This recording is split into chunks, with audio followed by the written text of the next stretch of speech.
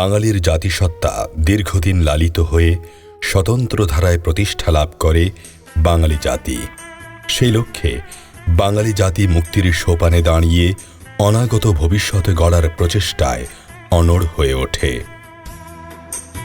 পাকিস্তানি শাসক গোষ্ঠী বাঙালির জাতিসত্তা স্বাতন্ত্র্যবোধ চিরতরে মুছে দিতে ষড়যন্ত্রে মেতে ওঠে। ষড়যন্ত্র বাস্তবায়িত করার হীন প্রচেষ্টায় গোপনে পশ্চিম পাকিস্তান থেকে সৈন্য ও ভারী অস্ত্রশস্ত্র নিয়ে আসতে থাকে পূর্ব বাংলায়। তারপর 1971 সালের 25শে মার্চ গভীর কালো রাতে অপারেশন সার্চ লাইট নামে বাঙালির উপরে ঝাঁপিয়ে পড়ে হানাদার বাহিনী।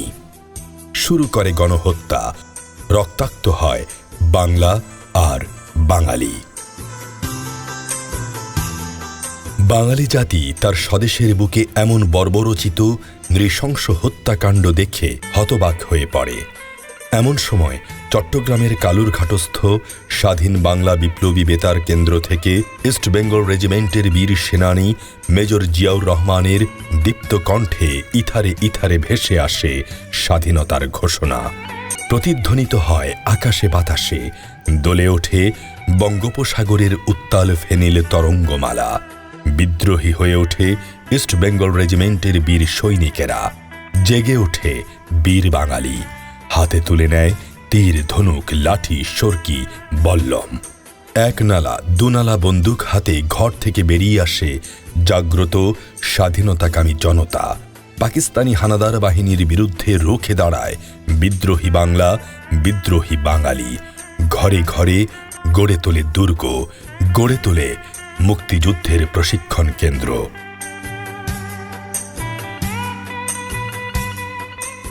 বাংলাদেশের উত্তর প্রান্তে গারো পাহাড়ের পাদদেশে গড়ে উঠেছে শেরপুর নামের জনপদটি। পাহাড় বেষ্টিত বন জঙ্গলে ঘেরা শেরপুর একটি দুর্গম জনপদ হিসেবে পরিচিত। 1971 সালে পাকিস্তানি হানাদার বাহিনী যখন সারা দেশে হত্যাকাণ্ড শুরু করে, তখন শেরপুরে সীমান্তবর্তী ইপিআর এর বীর সৈনিকেরা পাকিস্তানি সৈনিকদের বন্দী করে বিদ্রোহ ঘোষণা করে। নকশির বিওপির ইপিআর সুবেদার আব্দুল হাকিমের নেতৃত্বে এলাকার তরুণরা মুক্তিযুদ্ধের জন্য সংগঠিত হয়।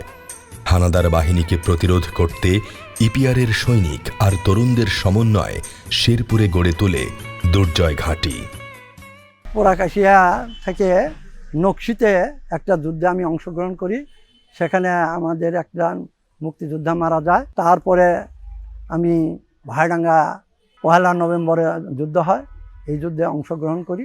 5 জন মুক্তিযোদ্ধা মারা যায়। এখানে ক্যাম্প হয়। ক্যাম্প হওয়ার পরে এখানে একটা ইন্দিরা ছিল। সেই ইন্দিরাতে পাক বাহিনী এই ক্যাম্পে বহু লোককে ধরে আনছে আর মারিয়ে ওই ইন্দিরার মধ্যে করছে। এটা একটা বিশাল ক্যাম্প ছিল। এখানে ওই উত্তরের দিকে একটা বিল্ডিং ছিল। সেই বিল্ডিংয়ের উপরে পাক বাহিনী ব্যাংকার তৈরি করিয়া তারা উত্তর দিকে এলএমজি ফিট করিয়া থাকতো। এই 1 নভেম্বরে যুদ্ধের দিন এরা আমাদেরকে আক্রমণ করে, কিন্তু আক্রমণে তারা টিকতে পারেনি। না টিকার জন্য তারা পিছিয়ে হটে যায় এবং সেখানে এই ক্যাম্পে এসে আবার তারা জড়ো হয়। সম্পূর্ণ স্কুল ব্যাংকার ছিল এবং ইট দিয়ে পাকা করা ব্যাংকার, এবং নিচ দিয়েও তারা ইট দিয়ে পাকা করে চলাফেরা করতো। আমি স্বাধীনের পরে এখানে এসে দেখছি এইরকম একটা শক্তিশালী ব্যাংকার আছে, এই টাঙ্গরপাড়া হাই স্কুলের ব্যাংকারটা। সুবেদার আব্দুল হাকিমের নেতৃত্বে 22 জন পাঞ্জাবি ইপিআর সৈনিককে আটক করা হয়। তারপর বন্দি পাঞ্জাবি সৈনিকদের ঘন জঙ্গলে নিয়ে ব্রাশ ফায়ার করে হত্যা করা হয়। সেখান থেকে 2 জন পাঞ্জাবি ইপিআর সৈনিক পালিয়ে যায়।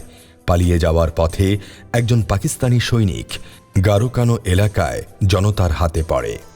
জনগণের রোষানলে পড়ে তার মৃত্যু হয়। অপরজনের আর খোঁজ পাওয়া যায়নি। 1971 সালে যখন এখানে যুদ্ধ হয়, তখন আমি ক্লাস 7-এ পড়ি।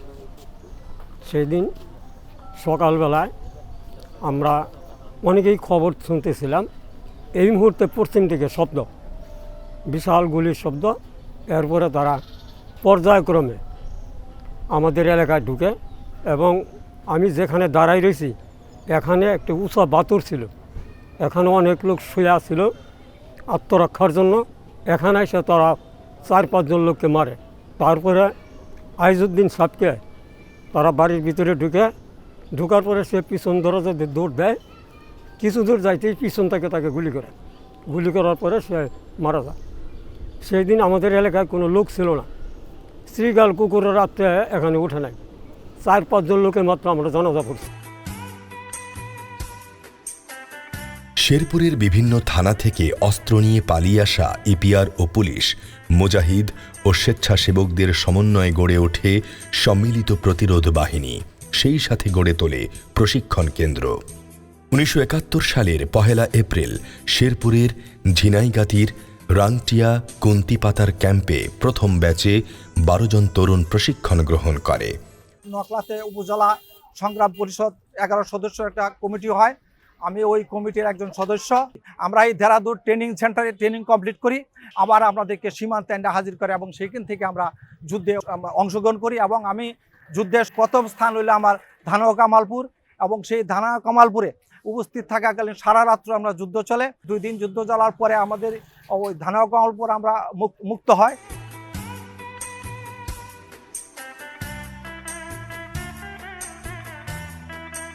আমি যখন এখানে ক্যাম্প হওয়ার টাইমে তখন আমরা আসছিলাম, এসে দেখে গেছি। তখন আমরা ছোট 12-13 বছর। এখানে ক্যাম্প করার পরে বাঙ্গার করছে এই সাইড দিয়ে, ওই সাইড থেকে ইটা নেয় এখানে বাঙ্গারে করছে। চতুর্দিক দিয়ে কুষার ক্ষেত ছিল, কুষার ক্ষেত কাটা ফেলাইছে। এর পরবর্তীতে মুক্তিযোদ্ধারা চতুর্দিক দিয়ে ঘেরাও করিয়া ফাইটও সারাদিন ফাইট হয়েছিল। 14 জন মুক্তিযোদ্ধা মারা গেছে, তার মধ্যে আমগের এলাকার ছিল 2 জন, একজন সিঙ্গিমারি গ্রাম ফুলপুর থানা আর একজন এই কেজাইকাটা। সুবেদার আব্দুল হাকিমের নেতৃত্বে মধুপুরে পাক বাহিনীর অগ্রযাত্রা প্রতিরোধ করে। এরপর ইপিআর, পুলিশ, আনসার, মুজাহিদদের সমন্বয়ে গঠিত একটি দলকে পাঠানো হয় মধুপুরে। মুক্তিযোদ্ধারা হানাদার বাহিনীর বিরুদ্ধে প্রতিরোধ গড়ে তোলে। দুপক্ষে শুরু হয় তুমুল যুদ্ধ। হানাদার বাহিনীর ভারী অস্ত্রশস্ত্রের মুখে টিকতে না পেরে যুদ্ধের কৌশলগত কারণে মুক্তিযোদ্ধারা পেছনে অবস্থান নেয়। মধুপুরের প্রতিরোধ যুদ্ধের পর শেরপুরের চরাঞ্চলে স্থাপন করা হয় মুক্তিযোদ্ধাদের ঘাঁটি। 20 এপ্রিল হানাদার বাহিনী হেলিকপ্টার থেকে মুক্তিযোদ্ধাদের ঘাঁটি লক্ষ্য করে বোমা ফেলে। এতে অনেকে নিহত ও আহত হয়। ট্রেনিং করে আসিয়া বিভিন্নখানে যুদ্ধ করার পরে আবার দেশে চলে আসি। ডালু, বারামারি, হাতিবাগার বিভিন্ন স্থানে যুদ্ধের পর বাড়িতে যখন আসে তখন দেখলাম যে এখানে 19 জন লোক এখানে পাঞ্জাবিরা ধরে এনে মেরে এখানে পুঁতে রাখছে। এবং কি বিভিন্ন স্থান থেকে মানে ভালো ভালো লোকগুলো ধরে নিয়ে এই রাজাকার বদরেরা এদের কথায় এখানে মাটি দিয়ে ফেলছে। এরপর 1971 সালের 26 এপ্রিল পাকিস্তানি হানাদার বাহিনী গুলি করতে করতে শেরপুর শহরে প্রবেশ করে। অগ্নিসংযোগ, লুটপাট ও হত্যার মাধ্যমে শেরপুরের নয়ানী জমিদার বাড়িতে শক্তিশালী ঘাঁটি গড়ে তোলে। ওই দিন হানাদার বাহিনী ঝাউগড়া গ্রামের 8 জনকে লাইনে দাঁড় করিয়ে গুলি করে হত্যা করে। কয়েকদিনের মধ্যেই হানাদার বাহিনী শেরপুরের প্রতিটি থানায় ও সীমান্ত চৌকিগুলোতে শক্ত ঘাঁটি গড়ে তোলে। তোরাতে ট্রেনিং প্রশিক্ষণ নিয়ে অস্ত্র নিয়ে আমরা পোড়াকাশিয়াতে যাই। পোড়াকাশিয়া ক্যাম্পে আমাদের তৎকালীন বিডিআরের সুবেদার জনাব হাকিম সাহেবের নেতৃত্বে আমরা এই নকশি ক্যাম্প অ্যাটাক করি। আমি ছিলাম মালেক সুবেদার, নায়ক সুবেদার মালেক সাহেবের গ্রুপ। এইখানে প্রচণ্ড যুদ্ধ হয়। তৎকালীন বিডিআরের লেস নায়েক আব্দুর রাজ্জাক এই নকশি ক্যাম্পে শহীদ হন। ঝিনাইগাতির আহমদনগরে গড়ে তোলে পাকিস্তানি বাহিনীর সেক্টর হেডকোয়ার্টার। প্রবাসী সরকার মুক্তিযুদ্ধকে সুচারুভাবে পরিচালনার জন্য 11টি সেক্টরে ভাগ করে। মেঘালয় রাজ্য তুরাতে 1.5 মাস ট্রেনিং করি। ট্রেনিং করার পর আমাদেরকে অস্ত্র দিয়ে পুরাকাশে পাঠায়। পুরাকাশে আসার পরে আমরা সুবেদার হাকিম সাহেব, উনার পার্টি ছিল, উনাদের সঙ্গে আমরা অ্যাক্ট হয়ে যাই। হওয়ার পরে আমরা পুরাকাশে থাকি। থাকার পর উনি বললো যে আমরা নকশি ক্যাম্প অ্যাটাক করব। তো 3-4টা পার্টি তৈরি করলো, কাট আপ পার্টি, চার্জিং পার্টি এবং কাট আপ পার্টি। আমি কাট আপ পার্টিতে ছিলাম, যাতে জিনিয়াগাতি থেকে, আহমদনগর থেকে ওরা না আসতে পারে, এসে যোগাযোগ না করতে পারে। আমরা ওইটা প্রোডাকশন দেব, ওইটাই আমরা ফাইট করব। ওনাদেরকে প্রোডাকশন দেওয়ার জন্য আমরা কাট আপ পার্টিতে থাকলাম। থাকার পরে রাত 3টার সময় আমরা পজিশনে গেলাম। রাত যখন 3:30 বাজলো, তখন তুমুল যুদ্ধ শুরু হইল। গোলাগুলি, 3 মর্টার, রকেট টেন্সার, MMG, মেশিন গান, এগুলো দিয়ে গোলাগুলি শুরু হলো। শুরু হওয়ার পর এক পর্যায়ে রাত ফর্স হয়ে গেল। আমরা দেখলাম যে দক্ষিণ থেকে একটা হেলিকপ্টার আসতেছে। হেলিকপ্টারে ফোর্স টহল দেওয়ার পরে আহমদনগরে চলে যায়, হেলিকপ্টার থেকে ফোর্স গাড়িতে আসা শুরু করলো। যে আমাদের লোক একজন শহীদ হলো, তৎকালীন ইপিআরের লোক ছিল, লেন্স নায়ক রাজ্জাক, উনি মারা গেল।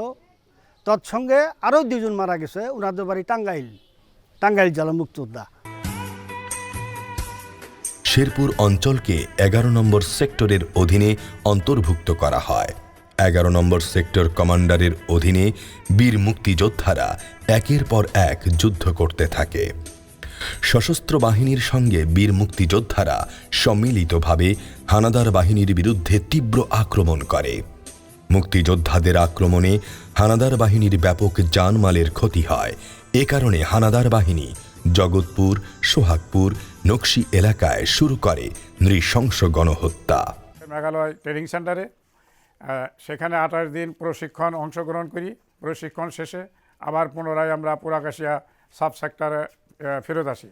আমরা এই পুরাকাশিয়া থেকে বিভিন্ন বাইডাঙ্গা, বক্সিগঞ্জ, শিরবদি, নকশি, তাওগুসা বিভিন্ন রণাঙ্গনে আমরা এখানে পাক হানাদার বাহিনীর অবস্থানের উপরে আক্রমণ করি। 1971 সালে 1 নম্বর এখানে 4 জন মুক্তিযোদ্ধা শহীদ হন। এর ভিতরে শহীদ ইসমাইল ধরা পড়ে সে পাক বাহিনীর হাতে অনেক নির্যাতনের পরে বক্সিগঞ্জে পাক বাহিনীর ক্যাম্পে তাকে হত্যা করা হয়।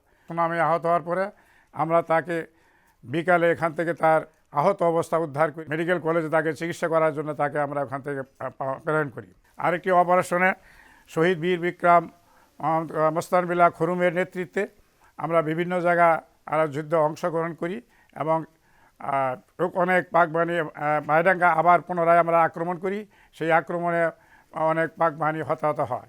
এই যে স্মৃতিসৌধ দেখতে পাচ্ছেন, এখানে এই সমাধি স্থল যে নির্মাণ করেছে, এখানে শহীদ বুলবুল, হাজী গোলাম মোহাম্মদ আকন্দ, 3 জন শহীদ মুক্তিযোদ্ধা সহ এখানে 5 জন মুক্তিযোদ্ধার সমাধিস্থল।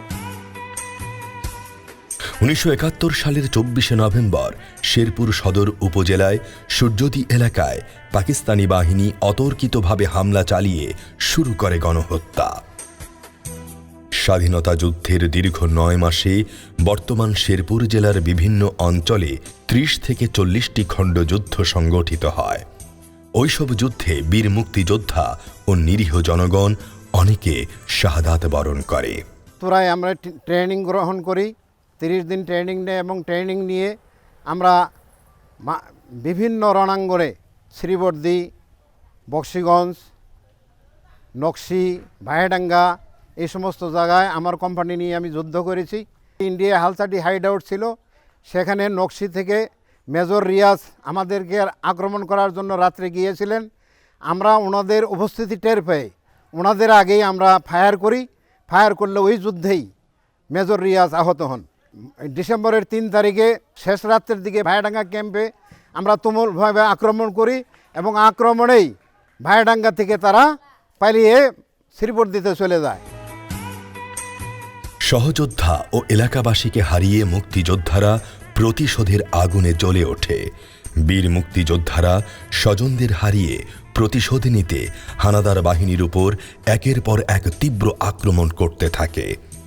মুক্তিযোদ্ধাদের আক্রমণে হানাদার বাহিনী দিশেহারা হয়ে পড়ে।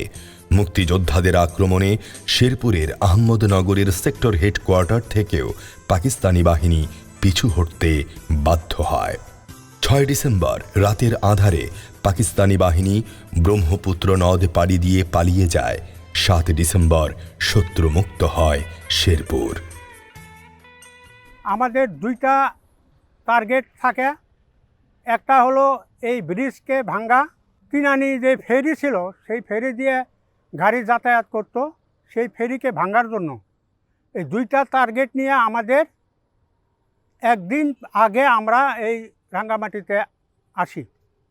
আসার পরে সারা দিন আমরা সেখানে রেকি করি এবং পর্যবেক্ষণ করার পরে 2টা গ্রুপ করা হয়। একটা গ্রুপ 20 জনের আর একটা গ্রুপ 35 জনের।